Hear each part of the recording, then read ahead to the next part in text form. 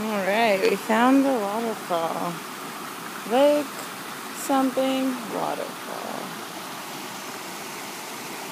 It's really pretty. Look at that fall, look at them steps.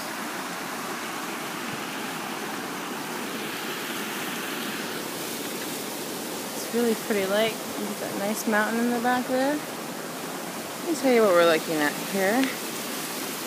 Having taken the brush trail along the flats, you are rewarded by the sight and sound of water tumbling over rocks into the flat green waters of Lake Ngaro Cove, the grandfather. From the lookout above the falls, the majority of the lake is visible, which was formed after an eruption more than 700 years ago.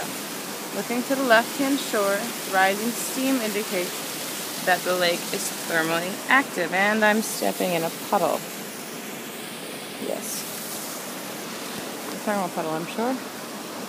Yeah, really cool. Really pretty.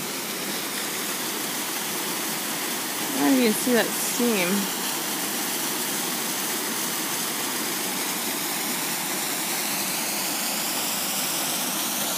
Ooh.